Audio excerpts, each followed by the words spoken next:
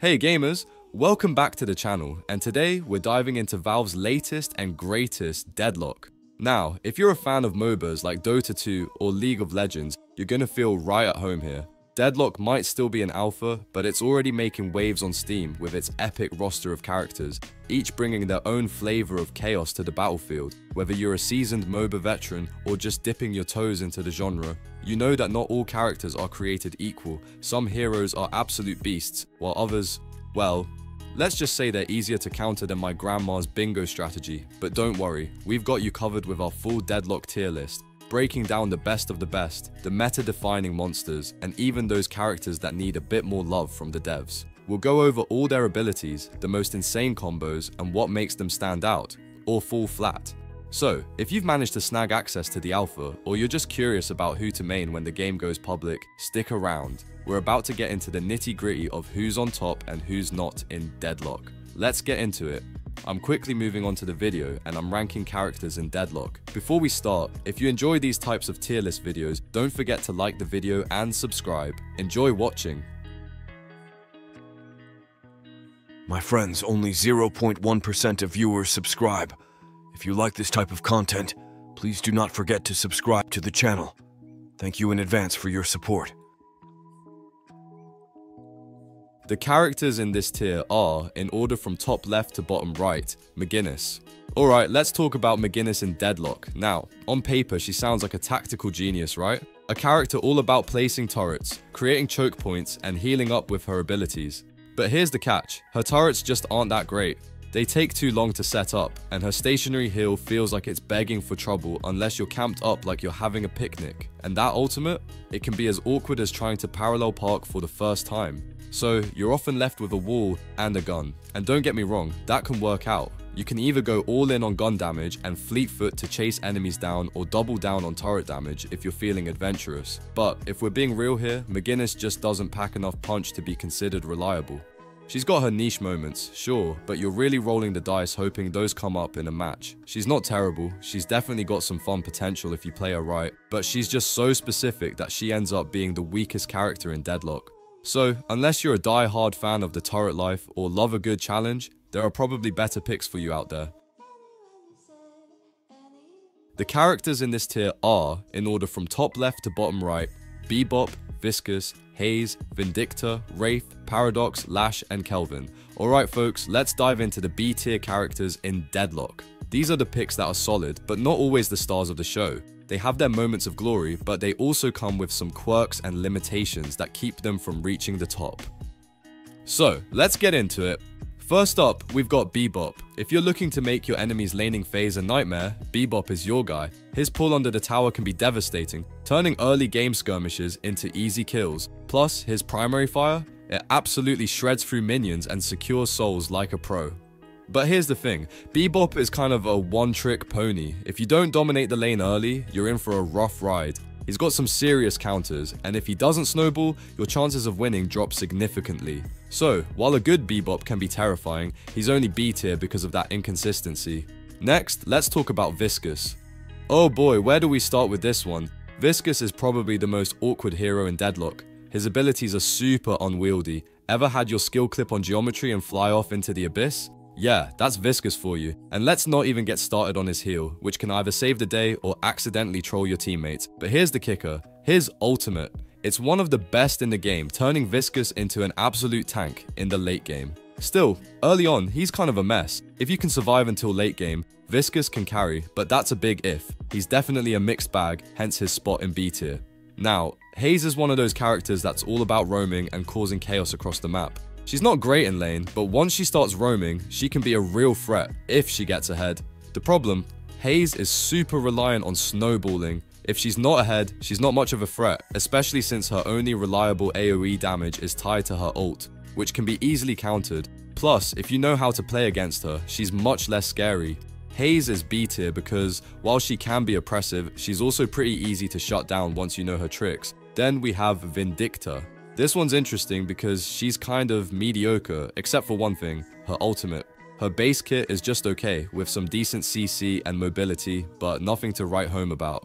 What makes Vindicta dangerous is her ability to snowball off kills with her ult. If she's in the right place at the right time, she can rack up a ton of souls and become a real powerhouse. But that's a big if. If she doesn't get those kills, she's pretty underwhelming. Vindicta is B tier because she's super dependent on her ult to be effective. Wraith is a starter character, and for good reason. She's safe, has decent burst, and a teleport that makes her hard to pin down. Her ult can be devastating if the enemy doesn't have a way to counter it, but here's the thing, Wraith's best build is all about weapon damage, and her ult is easily countered by items and abilities. She's good, but there are better DPS options out there, like Infernus. Wraith is solid, but not spectacular, which is why she's B tier. Paradox is another character with some solid strengths, especially in terms of survivability. She's got good range, decent wave clear, and can be a real pain to 1v1 thanks to her utility. But when it comes to raw DPS, she's outclassed by others like Grey Talon and Vindicta. Plus, her best combos often put her in risky situations. Paradox is one of those characters who can cause havoc, but she's not going to carry games on her own. She's a specialist, which keeps her in B tier. Moving on to Lash, this guy is a magnet for one-trick players. He's got high mobility, a ton of burst damage, and an ult that can single-handedly turn the tide of a game if used right. But that's the thing, Lash is tricky to play well. He needs open space to work his magic, and one wrong move can ground him and make him useless. Lash has the potential to be amazing, but he's just too high risk, high reward to rank any higher than B tier. And finally, we've got Kelvin. Once upon a time, Kelvin was one of the best heroes in Deadlock, but he's fallen from grace. The big nerf that took away his freeze disarm really hurt his viability. Now, he's a solid support with good zoning and CC, but he's just not as impactful as he used to be. Kelvin's ultimate can still win games if used correctly, but it can also lose them just as easily. He's a strong pick, but there are definitely better options out there, which is why Kelvin rounds out our B tier list. So, that's the rundown on the B tier characters in Deadlock. They've all got their strengths, but they also have some serious weaknesses that keep them from climbing higher in the ranks. Play them right and you can definitely make an impact, but don't expect them to carry you to victory on their own. The characters in this tier are, in order from top left to bottom right, Yamato, Seven, Infernus, Mo and Krill, Grey Talon, Abrams and Shiv. Alright, let's dive into some of the most interesting characters in Deadlock's A tier roster. These are the picks that can really turn the tide of a match if you play your cards right. So, if you're looking to climb the ranks and maybe flex on your friends a bit, stick around. This is where things get spicy. Starting off with Yamato, one of the most unique and, honestly, one of the trickiest characters to master. This swordswoman isn't for the faint of heart. She relies heavily on abilities and her range is pretty limited. But don't let that scare you off. If you can make it through the laning phase and manage to get a decent farm, Yamato becomes a force to be reckoned with. Her ultimate? Absolute game changer. It makes her immune to crowd control and, get this, even death for a short period. Yeah, you heard me right. Once she's out of lane and farmed up, she's nearly unstoppable, though she doesn't have that early game pressure that some other picks like Warden might bring. Next, let's talk about Seven. Now, if you're someone who prefers a straightforward caster with abilities that are almost impossible to miss, Seven's your guy. His first ability has insane range, his second is a delayed but guaranteed stun, and his third, oh man, amplifies damage while sending out arcing lightning. But the real star of the show is his ultimate. If you fully invest in it and have the farm to back it up, Seven becomes an absolute monster on the map. Pair him up with someone like Ivy, and you've got a combo that's hard to beat. That said, he's not the best when he's playing from behind and can be easy to dive, which is why he doesn't quite make it to S tier. Moving on to Infernus, a character who's perfect if you're looking for a reliable all-rounder. Infernus brings consistent damage, especially when you've got an enemy ignited by his third ability. His AoE damage starts off a bit underwhelming, but once you start stacking points in his fire trail, he becomes a real threat. Now, his ultimate is one of the strongest teamfight abilities in the game, but the long wind-up makes it easy to counter if your opponents know what they're doing. The need to get up close and personal to deal his full damage, combined with his vulnerability to being locked down, keeps him out of S tier. But don't let that discourage you, Infernus is still a solid pick if you're willing to take a few risks. Mo and Krill might not have been a top tier pick during Deadlock's alpha, but they've come a long way. These two have decent sustain and utility, though they suffer from limited range and an ultimate that only CCs a single target while leaving them stationary. Plus, their hitboxes, well, let's just say it's not exactly hard to miss. But here's the kicker, if you focus on maxing out their second ability, Mo and Krill can roam the map like nobody's business. they clear camps and gank lanes faster than most, making them incredibly effective if you're looking to control the map and snowball. Just make sure your laners aren't struggling too much while you're off farming camps. Then we have Grey Talon, the undisputed best sniper in Deadlock. If you're into long-range, oppressive DPS, Talon is your go-to. His traps are ridiculously hard to deal with, and his split push is unmatched. But be warned, like most fragile DPS characters, Grey Talon has zero self-peel, so positioning is everything. When he's on the map, you can't afford to let your guard down, especially when you hear his ultimate charging up.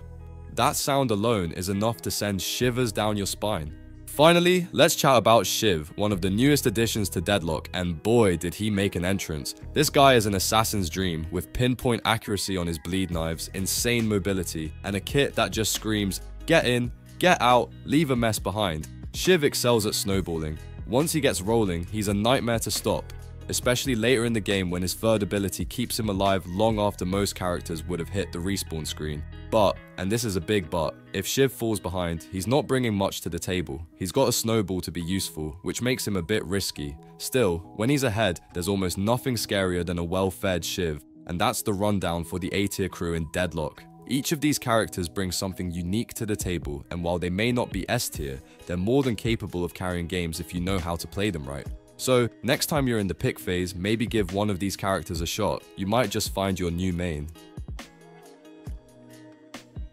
The characters in this tier are, in order from top left to bottom right, Pocket, Lady Geist, Dynamo, Ivy, and Warden. Alright, Deadlock fans, let's dive deep into the S-tier characters who are wreaking havoc and making waves in the current meta. These are the picks you want to keep an eye on, and maybe, just maybe, you want to main them if you haven't already. Starting with our sneaky little assassin friend, Pocket.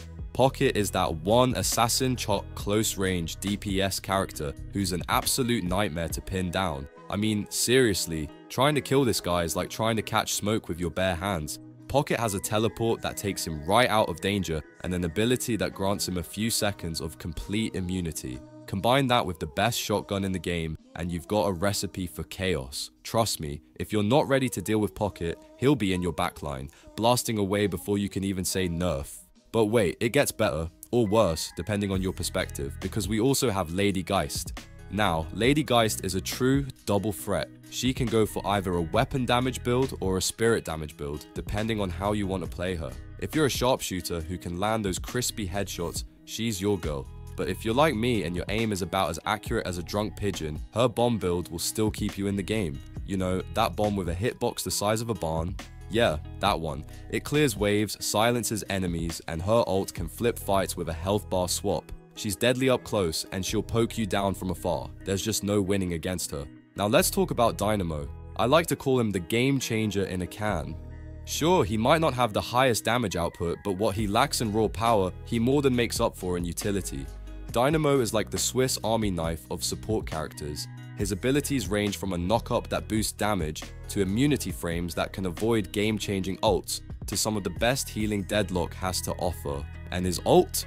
It locks down entire teams. That's right, entire teams are stuck in place, and if you're the opposition, all you can do is watch your life flash before your eyes. Speaking of supports who punch way above their weight, we've got Ivy. Ivy is what you get when you cross a healer with a lane bully. Her fast fire rate, projectile speed, and reload make her a nightmare to farm against. She's like a mosquito, constantly in your face, always chipping away at you. But it's not just about being annoying. Her area denial, bonus fire rate, and healing abilities make her a massive asset in teamfights. And that ultimate? Not only can she escape tricky situations, but she can also drag a fed enemy or secure an objective with ease. Ivy is the definition of versatile. Now, we've got to give some love to Warden, the big bad bully of Deadlock. This guy's all about that one versus one potential. If you think you're taking him down solo, think again. Warden has some of the strongest scaling for both spirit and weapon damage, and his ult can tear through entire teams like they're paper. He's not without his quirks though. His abilities require a bit of a learning curve, like that deceptive range on his one. But once you've got it down, he becomes an unstoppable force. And if you're worried about his weaknesses, there are workarounds like slowing Hex that can turn his shortcomings into strengths. If you think these characters are a pain to play against, well, you're right, but that's what makes them so thrilling to play. Pocket, Lady Geist, Dynamo, Ivy, and Warden all bring their unique flair and power to the game. They're not just S tier for their raw damage or healing capabilities, but for the sheer impact they have on every match they're in. And let's be real, nothing feels better than being the reason the other team is losing their minds trying to figure out how to deal with you. If you're still here wondering which of these S tier legends you should try out next, consider what role you enjoy the most. Want to dash in and out of danger and leave your enemies guessing? Pocket's your guy. Prefer to control the battlefield from a distance or up close with some cheeky lifesteal mechanics? Lady Geist has got you covered, and if you're all about supporting your team while turning fights on their heads, you can't go wrong with either Dynamo or Ivy, so there you have it. Each of these characters offers something incredibly unique to the table, and they all dominate in their own right. The only question left is, which one are you maining next? Or maybe you're already a master with one of these powerhouses. If so, let us know in the comments how you're using them to climb the ranks. And for those of you who are new to Deadlock, don't be afraid to give these S tier picks a shot. There's a reason they're at the top, and trust me, once you've tasted that sweet, sweet power, there's no going back. The video ends here. See you in another video. Don't forget to subscribe.